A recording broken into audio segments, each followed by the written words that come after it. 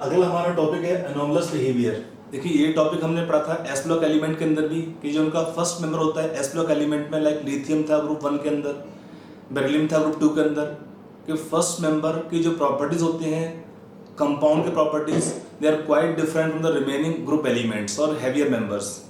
उसको हमने पढ़ा था under heading anomalous behaviour of lithium और बेरिलियम। यहाँ पर भी सेम कहानी मिलती है देखने के लिए कि जो फर्स्ट मेंबर होगा हमारा ग्रुप 13 से लेके 17 तक, नोबल गैस छोड़ दीजिए बिकॉज वहाँ पे तो रिएक्टिविटी कंपाउंड का होता ही नहीं है, तो उनको छोड़ के अगर हम देखते हैं ग्रुप 13 से लेके 17 तक जितने भी ग्रुप हमारे पास हैं उनका जो फर्स्ट मेंबर है boron, carbon, nitrogen, oxygen, fluorine, इनकी प्रॉपर्टीज काफ़ी डिफरेंट होती हैं from the remaining group elements और हैवियर मेंबर्स और ऑल्सो कॉल्ड कोजिनर्स। तो यहाँ पर क्या है देखो, इसका यही इसी को हम बोलते हैं एनोमलस बिहेवियर कि the first member of each group of p block specially group 13 से लेके 17 they differ from the rest of the members. इसका रीजन तो दो होते हैं। This difference in properties is called as anomalous behaviour. This difference in properties is called as anomalous behaviour. अब इसका reason क्या है देखो, इसके दो रीजन आएंगे, उन रीजन के ऊपर और भी प्रॉपर्टीज आती हैं जो डिपेंड करती हैं। इसमें एक आता है मेन रीजन साइज, और साइज के डिपेंडेंट और प्रॉपर्टीज।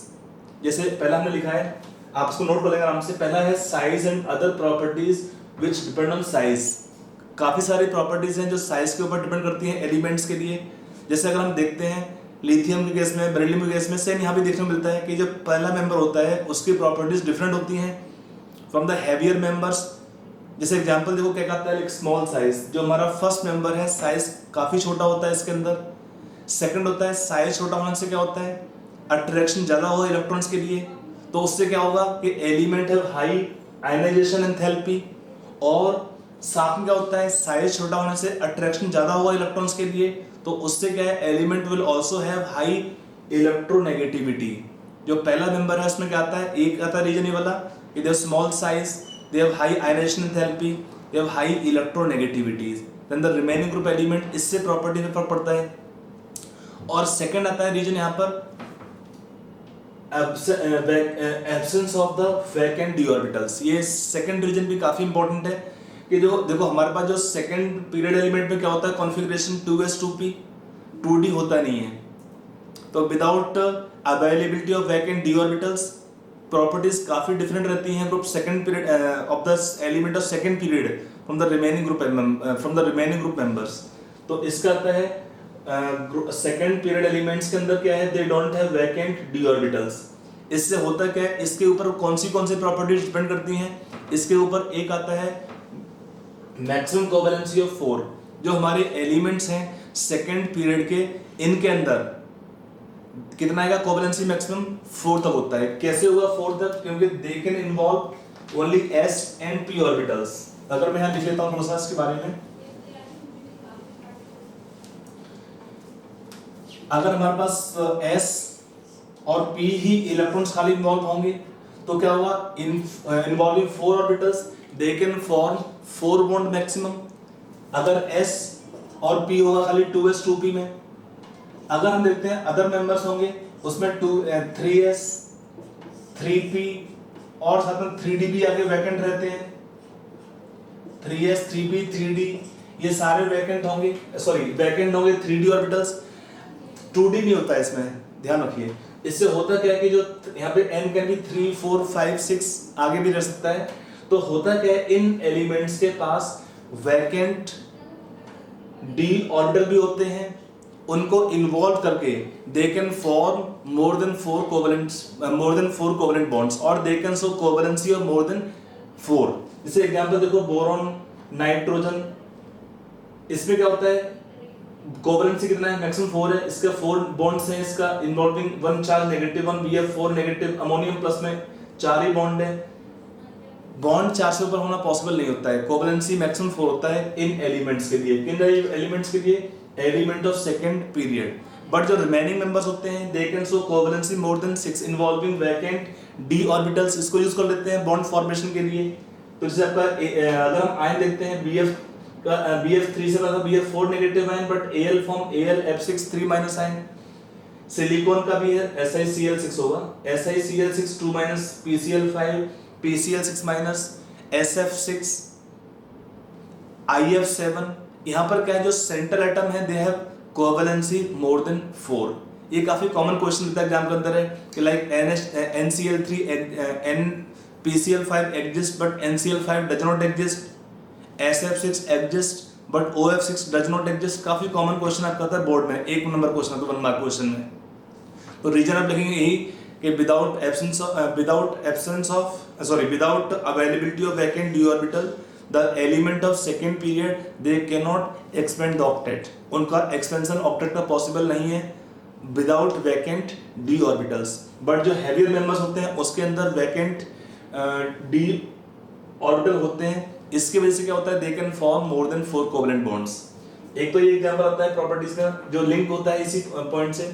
अगला है केमिकल रिएक्टिविटी। केमिकल रिएक्टिविटी भी क्या होता है, जो एलिमेंट है सेकंड पीरियड के उनका रिएक्टिविटी कम होता है कुछ केसेस के लिए, सब में तो नहीं बोल सकते हैं बट कुछ केसेस में, स्पेशली कंपाउंड्स के अंदर। जैसे कंपाउंड क्या होता है, जैसे एग्जांपल देखिए, एक कंपाउंड है CCl4 is not hydrolyse but corresponding silicon tetrachloride is hydrolyse.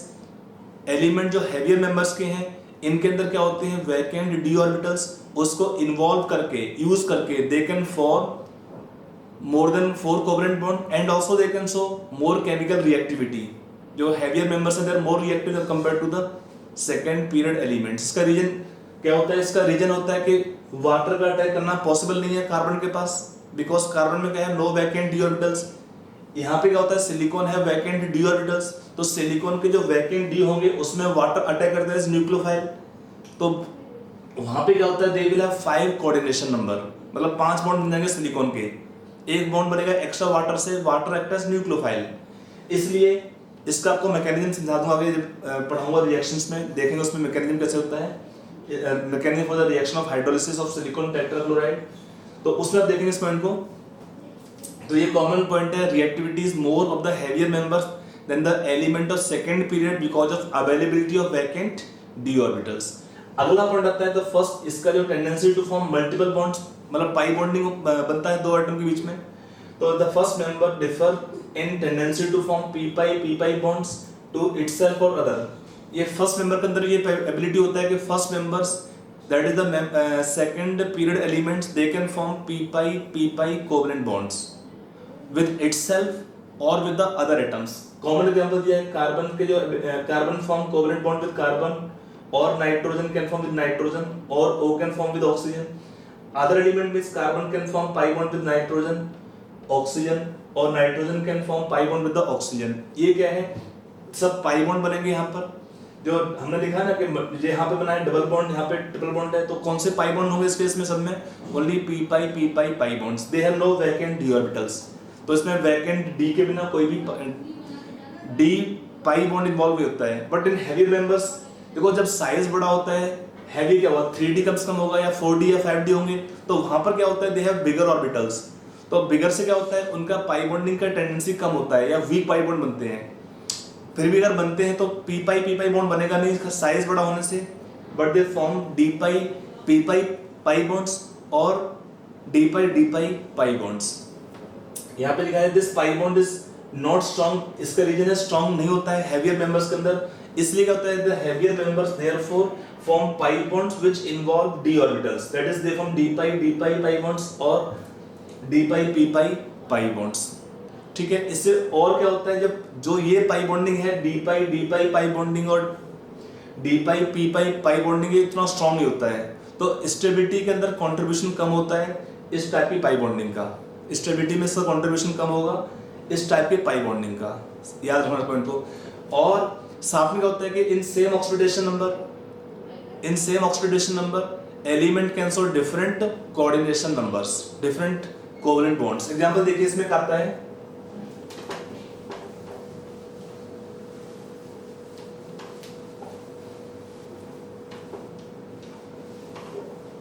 अगर हम देखते हैं नाइट्रेट आयन को, और यहाँ पे क्या आयन है फॉस्फेट।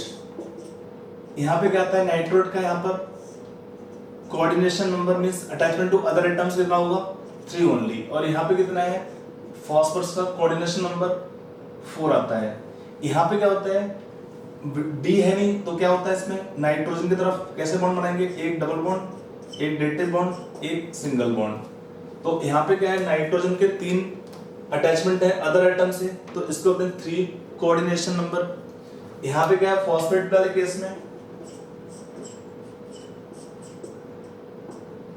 ये आपके होंगे सिग्मा बॉन्ड बनता है involving s in p orbitals, और यहाँ पर जो पाई बॉन्ड बनता है, the pi bond is formed is called as d pi p pi pi bond. यहाँ पर जो पाई बॉन्ड बनाया है इसमें क्या है, phosphorus will use vacant d orbital and O will use p orbital for the bond formation.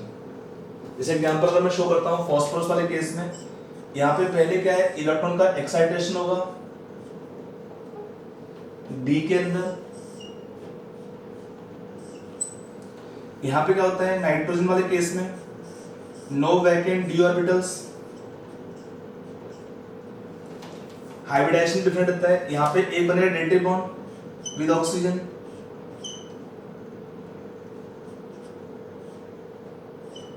और एक बन जाएगा पाई बॉन्ड। यहाँ पे होता है sp2 हाइब्रिडाइजेशन नाइट्रोजन का, यहाँ पे होता है sp3 हाइब्रिडाइजेशन।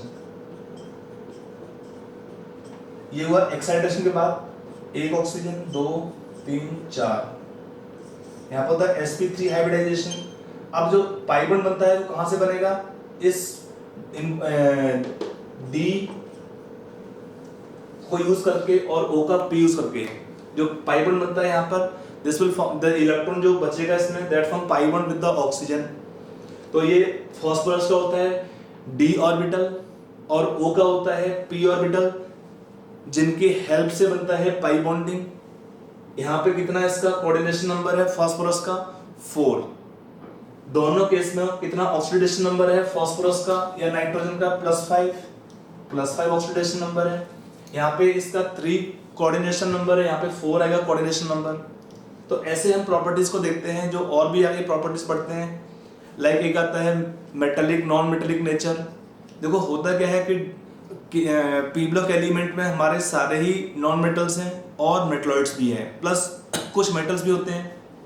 नॉर्मली क्या होता है कि moving down the group metallic character बढ़ता है। इसका रीजन क्या होता है कि metallic characters depending on the ionisation enthalpy, जितना ज्यादा होगा IE वैल्यू उतना ही क्या होता है, मोर नॉन मेटेलिक।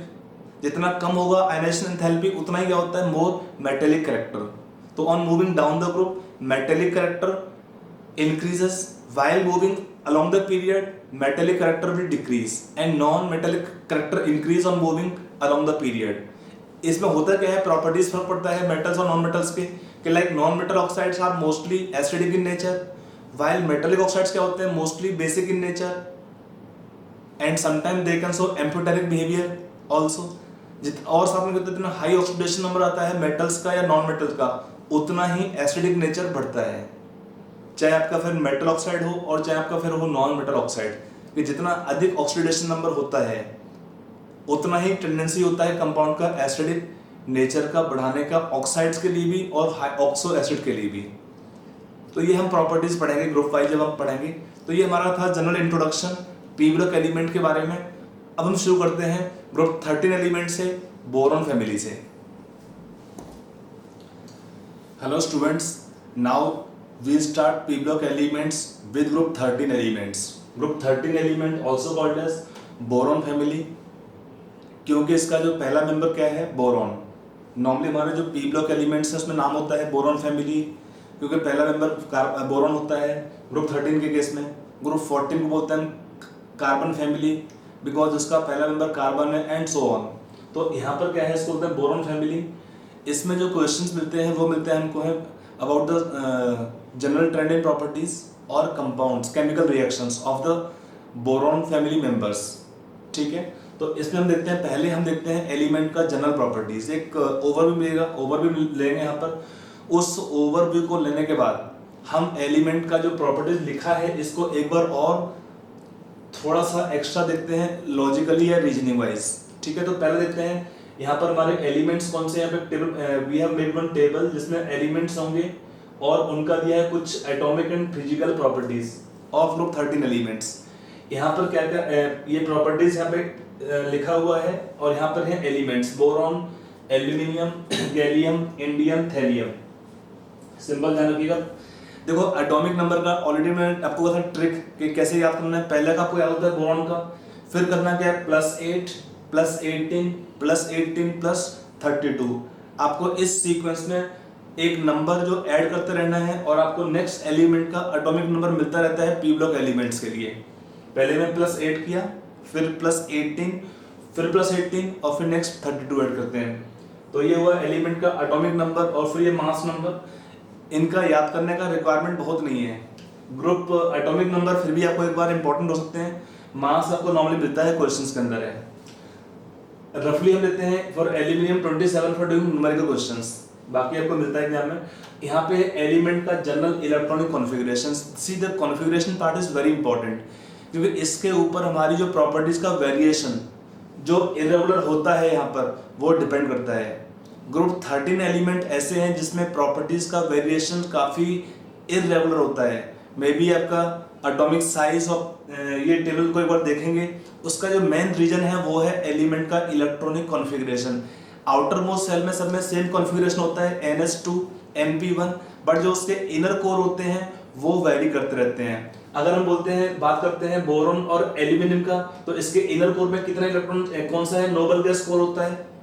इनके पास क्या है, नोबल गैस कोर है। यहाँ पर क्या है, नोबल गैस कोर के अलावा यहाँ पर 10 इलेक्ट्रॉन एक्स्ट्रा है डी ब्लॉक के, डी ऑर्बिटल्स के 10 एलिमेंट्स होंगे यहाँ पर, डी ब्लॉक सीरीज इनको बोलते हैं। यहाँ पर भी 10 डी ब्लॉक एलिमेंट्स होंगे एक्स्ट्रा। यहाँ पे क्या होता है 14F एक्स्ट्रा है प्लस 10 इलेक्ट्रॉन डी ब्लॉक के हैं। यहाँ पर आप जानते हैं एक होता है ऑर्बिटल का शील्डिंग इफेक्ट, जिसके बारे में हमने डिस्कस किया था इन टॉपिक पीरियोडिक प्रॉपर्टीज। क्या होता है S स्ट्रॉन्गेस्ट शील्डिंग इफेक्ट, फिर P का आता है, फिर D एंड F। हम पुट करते हैं D और F ऑर्बिटल को किसमें, in the poor shielding effect orbitals के अंदर। होता क्या है, जब हमारे पास जो इनर कोर में इलेक्ट्रॉन होंगे वो होंगे ऑर्बिटल्स के अंदर, जिसका पुअर शील्डिंग इफेक्ट होता है, उससे आउटर मोस्ट इलेक्ट्रॉन के लिए अट्रैक्शन फोर्स बढ़ जाएगा और उससे क्या होता है साइज कॉन्ट्रैक्ट होता है, आयनाइजेशन एंथैल्पी ट्राई करता है बढ़ने का। तो ये प्रॉपर्टीज लिंक है इस इनर कोर का इलेक्ट्रॉनिक कॉन्फ़िगरेशन से। यहाँ पे देखो हीलियम है, नियॉन है, उसका यहाँ पे नोबल गैस समय दिया है, बट एक्स्ट्रा क्या है 10 electrons of D block D orbitals. यहाँ पे भी 10 electrons of D orbitals. D का क्या होता है पुअर शील्डिंग इफेक्ट, इससे अट्रैक्शन बढ़ेगा आउटर मोस्ट शेल के लिए। यहाँ पे 10 डी है और 14 इलेक्ट्रॉन्स होंगे एफ ऑर्बिटल्स के, जिनका होता है much more poor shielding effect. इससे क्या होता है अट्रैक्शन और ज्यादा हो जाता है आउटर मोस्ट इलेक्ट्रॉन्स के लिए। तो उसका जो हमारा एक पॉइंट था inert that we call this inert pair effect, उसको हमने समझा था इस केस में कि जो एफ और डी के कंबाइंड आता है much more poor shielding effect. इसलिए इलेक्ट्रॉन लॉस करने के बाद पी सबसेल का जो बचेगा पेयर एस के अंदर, उसके लिए अट्रैक्शन ज्यादा होता है और एलिमेंट स्टेबलाइज हो जाता है। तो इस पेयर को लॉस करना डिफिकल्ट होता है। खैर उसका हम आगे देखते हैं कंसीक्वेंसेस इस कॉन्फ़िगरेशन से लिंक होते हैं। जो पहला है एटॉमिक रेडियाई। बोरॉन का है एटॉमिक रेडियस दिया है पिकोमीटर में 85 पिकोमीटर। एक्चुअली बोरॉन क्या होता है, नॉन मेटल होता है। अभी हम थोड़ा इसका और लिखा देंगे। और यहाँ पे फिर है एल्यूमिनियम। देखो नॉर्मली हम क्या जानते हैं कि हम जब डाउन द ग्रुप मूव करते हैं तो क्या होता है नंबर ऑफ शेल्स बढ़ते हैं। अगर शेल बढ़ेंगे तो साइज क्या करता है एलिमेंट का ट्राई करता है बढ़ने के लिए। यहाँ पर क्या है साइज ऑफ एलिमेंट्स बढ़ गया जो होना चाहिए, बट यहाँ पर साइज कुछ कम हो गया। इसका एक रीजन आता है कि इसके केस में गैलियम के केस में क्या होता है, एक तो आता है इनका डी ऑर्बिटल से पुअर शील्डिंग इफेक्ट, इससे साइज कम होने का ट्राई करता है अट्रैक्शन बढ़ने की वजह से। और सेकंड क्या होता है जो गैलियम का स्ट्रक्चर होता है, गैलियम का स्ट्रक्चर होता है that is bit anomalous type structure के इसमें Ga2 मॉलिक्यूल्स टाइप का एग्जिस्टेंस होता है। बाकी मेटल्स हैं एल्यूमिनियम, इंडियम, थैलियम, यहाँ पे होता है close packing structure of the metal atoms. तो वहाँ पे हम लिखते हैं, बात करते हैं मेटेलिक रेडियस के बारे में। ये हमारे रेडियस भी मेटेलिक रेडियस होते हैं। बोरॉन के केस में आपका मेटेलिक रेडियस नहीं है, इसको हम लेते हैं बोरॉन के केस में। बोरॉन का क्या होता है कोवलेंट नेचर होता है बॉन्ड्स का, ये एग्जिस्ट करता है एज B12 मॉलिक्यूल्स। उसमें क्या होता है हाफ द डिस्टेंस, ये क्या है रेडियस यहाँ पर बोरॉन का लिया है, ये हाफ द डिस्टेंस होता है between centre of two boron atoms which are forming covalent bonds. बाकी आपके मेटेलिक रेडियस होते हैं। गैलियम के केस में क्या होता है इसका स्ट्रक्चर होता है अनयूजुअल टाइप का, और उसमें दो गैलियम एटम जो पास में होते हैं उनके सेंटर का डिस्टेंस लिया है हमने 135 पिकोमीटर। फिर साइज बढ़ना चाहिए, बढ़ा, फिर साइज बढ़ना चाहिए, बट यहाँ पे साइज का वेरिएशन बहुत कम है। इसका यहाँ पे रीजन लेंथेनाइट कॉन्ट्रैक्शन। जो इलेक्ट्रॉन्स होंगे यहाँ पर f सबसेल के अंदर, f in the f orbitals, इनमें क्या होता है, पुअर शील्डिंग इफेक्ट। इससे क्या होता है, अट्रैक्शन ज्यादा होगा इलेक्ट्रॉन्स के लिए, और जो साइज बढ़ना चाहिए उतना नहीं बढ़ता है। Size is suppose to be almost same. इसका रीजन है f ऑर्बिटल्स का much more poor shielding effect, जिसको बोलते हैं। अगला आता है प्रॉपर्टी आयनाइजेशन एंथैल्पी। देखो हम जानते हैं क्या होता है आयनाइजेशन एंथैल्पी के अंदर, कि डाउन द ग्रुप क्या होता है, साइज ऑफ एटम बढ़ता है, उससे क्या होता है, आउटर मोस्ट इलेक्ट्रॉन के लिए अट्रैक्शन कम हो जाएगा। अगर आउटर मोस्ट इलेक्ट्रॉन के लिए अट्रैक्शन कम होगा तो लॉस ऑफ इलेक्ट्रॉन ईजियर हो जाएगा। अगर लॉस ऑफ इलेक्ट्रॉन ईजी है तो क्या होगा, आयनाइजेशन एंथैल्पी कम होगा डाउन द ग्रुप। ये नॉर्मल हमारा एक्सपेक्टेशन होता है। नॉर्मली एस ब्लॉक में हमारा सेम था, बट यहाँ पर देखिए क्या होता है, आयनाइजेशन एंथैल्पी यहाँ पे कम होना चाहिए, कम हो रहा है, लेकिन यहाँ पर जो है कम होना चाहिए था, बट ये ऑलमोस्ट सेम रहता है। और इसका रीजन क्या है ऑलमोस्ट सेम होने का, इसका रीजन होता है डी ऑर्बिटल्स का पुअर शील्डिंग इफेक्ट। और फिर यहाँ पर कम होना चाहिए, कम हो गया, बट यहाँ पे कम होना चाहिए था, बट ये वैल्यू बढ़ गया। इसका रीजन आता है लेंथेनाइट कॉन्ट्रैक्शन, या हम बोलेंगे एफ ऑर्बिटल्स का much more poor shielding effect. हमने यहाँ बात किया है आयनाइजेशन एंथैल्पी 1 के बारे में। यहाँ पर 3 इलेक्ट्रॉन होंगे वैलेंस शेल में, तो 3 इलेक्ट्रॉन का लॉस यहाँ पॉसिबल होता है। उसको हम थोड़ा सेपरेट डिस्कस कर लेंगे यहाँ पर एक हेडिंग डाल के इसमें, कि उसका क्या आता है सिग्निफिकेंस, किस केस में आपका आयंस बनते हैं +3 स्टेट में, किस में आयन नहीं बनेंगे +3 स्टेट में। अगला प्रॉपर्टी है इलेक्ट्रोनेगेटिविटी। ये प्रॉपर्टी काफी रेगुलर टाइप की होती है, कि नॉर्मली क्या होता है, डाउन द ग्रुप अट्रैक्शन कम होगा इलेक्ट्रॉन्स के लिए, बॉन्डिंग इलेक्ट्रॉन्स के लिए, तो ये वैल्यू कम होना चाहिए, कम हुआ, बट यहाँ पर ये स्मॉल वेरिएशन आता है, थोड़ा बढ़ रहा है, इनफैक्ट हम बोल सकते हैं। इसका रीजन क्या है, डी एंड एफ ऑर्बिटल्स का पुअर शील्डिंग इफेक्ट, इसलिए आपका वेरिएशन उतना रेगुलर नहीं है इसके अंदर। अगला प्रॉपर्टी यहाँ पे आता है डेंसिटी। देखो डेंसिटी क्या होता है, मास बाय वॉल्यूम। अब यहाँ पर क्या है, मास बढ़ रहा है एलिमेंट्स का, लेकिन मास में जंप देखिए, यहाँ पे बढ़ा अराउंड इतना बढ़ गया, यहाँ पे मास बढ़ा इतना इंक्रीमेंट, और यहाँ पे इतना बढ़ा, लेकिन साइज में क्या फर्क पड़ रहा है, देखिए साइज का यहाँ पे कुछ कम हो जाता है, तो डेंसिटी एकदम यहाँ पे जंप करता है, ऑलमोस्ट ये कितना 2 से डबल हो गया। यहाँ मास बढ़ेगा, साइज बढ़ेगा, तो डेंसिटी भी बढ़ेगा यहाँ पर। तो नॉर्मली क्या एक पैटर्न है कि density of the element increases regularly on moving down the group.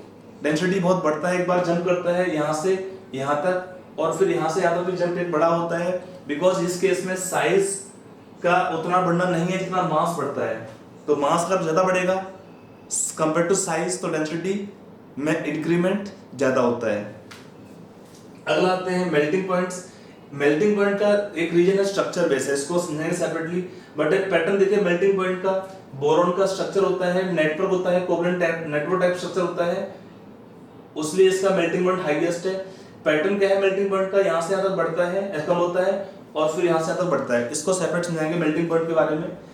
लेकिन एक बॉइलिंग पॉइंट में प्रॉपर्टी रेगुलर है, कि boiling point decrease regularly on moving down the group. यहाँ पे क्या होता है, बॉइलिंग पॉइंट होता है लिक्विड फेज में, तो लिक्विड फेज में क्या होता है, इंटरेक्शन फोर्स जो होंगे, स्ट्रेंथ होता है बॉन्डिंग का, इंटरेक्शन का, वो कम होगा डाउन द ग्रुप, इसलिए बॉइलिंग पॉइंट यहाँ पर कम हो रहा है रेगुलरली। बट मेल्टिंग पॉइंट का जो वेरिएशन है दैट इज इररेगुलर, इसको समझाना पड़ेगा स्ट्रक्चर और नेचर ऑफ बॉन्डिंग को देखते हुए। अगला वैल्यू होता है E not RP, standard reduction potential values. Metal +3 से जाएंगे मेटल स्टेट में, तो बोरॉन में क्या होता है, मेटल कभी बोरॉन नेवर फॉर्म +3 आयंस, फिर भी यहाँ पे वैल्यू लिखा गया है। अगर हम बोरॉन को लेंगे +3 स्टेट में कंपाउंड के अंदर H3BO3 में, इसको रिड्यूस करते हैं, तो इसका ई नॉट वैल्यू है -0.87 वोल्ट। इसके बारे में आप इलेक्ट्रोकेमिस्ट्री में डिटेल में पढ़ते हैं। ई नॉट वैल्यू देखो, सिंपल पॉइंट बताते रहा हूँ कि ई नॉट वैल्यू जितना ज्यादा नेगेटिव होता है उतना ही एबिलिटी होगा ज्यादा ऑक्सीडेशन होने का या बैकवर्ड रिएक्शन का, या जितना अधिक होगा value of E not RP उतना ही एबिलिटी ज्यादा होता है रिडक्शन होने का, and compound can act as stronger oxidising agent. जितना कम वैल्यू है ई नॉट आरपी का, ज्यादा नेगेटिव मींस उतना ही कंपाउंड क्या होता है, स्ट्रॉन्गर रिड्यूसिंग एजेंट। तो यहाँ पर अगर हम बात करते हैं मेटल में, एल्यूमिनियम का सबसे लोवेस्ट वैल्यू है ई नॉट आरपी का, means aluminium can lose electron most readily, और फिर ये वैल्यूज रेगुलर नहीं है। इसका रीजन क्या आता है? Irregular change in value of E not R P. इसका आता है एक होता है nature of bonding melting points, वो रेगुलर नहीं है। आयनाइजेशन एंथैल्पी वो रेगुलर नहीं होता है, और हाइड्रेशन एंथैल्पी, ये तीन प्रॉपर्टी है जो यहाँ पर चेंज होंगे इरेगुलरली, इसलिए ये वैल्यूज यहाँ पर क्या है, ई नॉट आर पी के रेगुलर चेंज नहीं होते हैं। अगला प्रॉपर्टी है मेटल +1 से जाएंगे मेटल स्टेट में, तो ये उतने वैल्यूज एक बार लिख दिए यहाँ पर, उतना इंपॉर्टेंट नहीं है, फिर भी देख सकते हैं। +0.55 वोल्ट है, मीन्स क्या है कि एल्यूमिनियम का +1 स्टेट स्टेबल बिल्कुल नहीं होता है, अगर बनाएंगे तो तुरंत ट्राई करता है मेटल आयन जाने के लिए। ये नेगेटिव है, A for acidic medium, B for basic medium, alkaline medium. यहाँ पर एक हमारे लिए इंपॉर्टेंट है देखने के लिए, ये वाला वैल्यू। अगर लेते हैं हम थैलियम को +3 स्टेट में, तो वो कन्वर्ट होंगे +1 स्टेट में, तब उस केस में ई नॉट आर पी काफी हाई है, +2.06 वोल्ट है। इसका मीनिंग क्या है, थैलियम आयंस अगर हम लेंगे +3 स्टेट में, तो they are acting as strong oxidising agent. अगर हम लेंगे थैलियम कंपाउंड्स इन +3 स्टेट, क्योंकि थैलियम में क्या होता है, आप पढ़े थे कुछ देर पहले कि इनर्ट पेयर इफेक्ट की वजह से क्या होता है, थैलियम के अंदर +1 स्टेट इज मोर स्टेबल। तो अगर हम कोई भी कंपाउंड लेंगे थैलियम का +3 स्टेट में, वो ट्राई करता है कन्वर्ट होने के लिए +1 स्टेट में, जिसका ज़्यादा स्टेबिलिटी होता है। इसलिए कंपाउंड अगर हम लेंगे थैलियम के +3 स्टेट में, तो try to convert to thallium compound in +1 state, और इससे होता क्या है, compounds in thallium +3 state are acting as strong oxidising agents. ठीक है, तो ये हमारे एक प्रॉपर्टी का ओवरलुक आउटलुक दिया है मैंने। अब थोड़ा प्रॉपर्टी के बारे में और डिस्कस कर लेते हैं, कुछ की प्रॉपर्टीज के बारे में, जहां पे हमारा लिंक आएगा आगे प्रॉपर्टीज के लिए। ठीक है, now let us take properties in some details. जैसे हमारा पहला प्रॉपर्टी था एटॉमिक साइज का।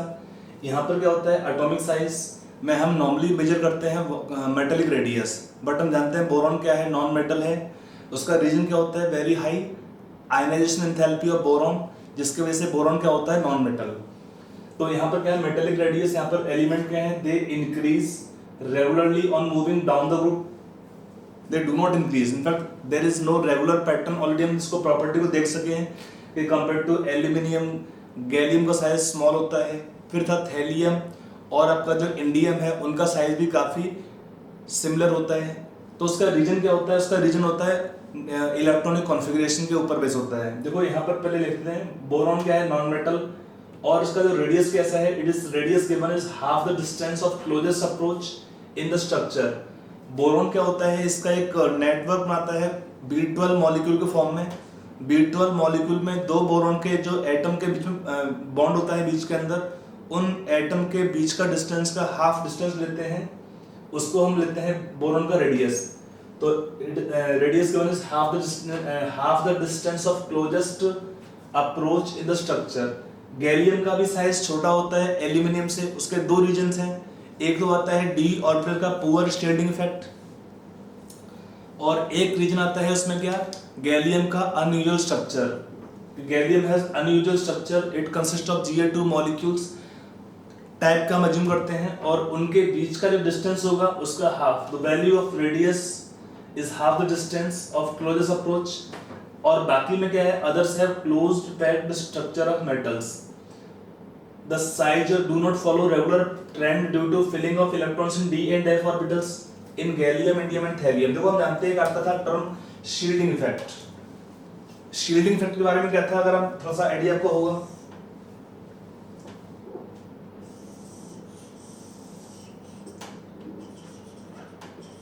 शील्डिंग इफेक्ट, इसमें क्या ऑर्डर था शील्डिंग इफेक्ट का, s and p orbitals they are supposed to have strong shielding effect, d and f they have poor shielding effect। इसका रीजन क्या होता है, इनका शेप। s का होता है spherical shape, they can cover the nucleus from all side। p का होता है डम्बल शेप, दो आपका लोब होते हैं, वो ऑलमोस्ट स्फेरिकल होते हैं, जिससे न्यूक्लियस को पूरा कवर कर सकते हैं। d में क्या होता है डबल डम्बल शेप, तो लोब्स पतले होते हैं इसके। f के अंदर ट्रिपल डम्बल शेप, लोब और पतले होते हैं, तो वैकेंट स्पेस काफी होता है, जिसके through effect of nucleus can pass for the outer most electrons. अगर आप देखें जस्ट आफ्टर एल्यूमिनियम साइज कम था गैलियम का, उसको हम बोलते हैं उसका रीजन होता है, गैलियम के पहले आते हैं 10 d block elements, 10 d block elements from scandium to zinc. उससे होता क्या है, डी का होता है पुअर शील्डिंग इफेक्ट, इसलिए जो अट्रैक्शन आउटर मोस्ट इलेक्ट्रॉन के लिए ज़्यादा होता है। इसको हम बोलते हैं D block contraction, because of D block element size try करता है कम होने का डिस्पाइट शेल बढ़ने के। उसके बाद साइज फिर बढ़ा था, बट यहाँ पे गैप फिर से कम था, थैलियम और इंडियम और थैलियम के अंदर गैप काफ़ी कम था। उसका रीजन आता है लेंथेनाइट कॉन्ट्रैक्शन, क्योंकि बिफोर थैलियम ऑलरेडी हम कॉन्फ़िगरेशन देख चुके हैं कि थैलियम के पहले हमारा आता है इंडियम, और थैलियम के पहले जो इलेक्ट्रॉन फिलिंग होता है कहाँ पर, 4f which will have 14 electrons, फिर 5d 10 इलेक्ट्रॉन्स।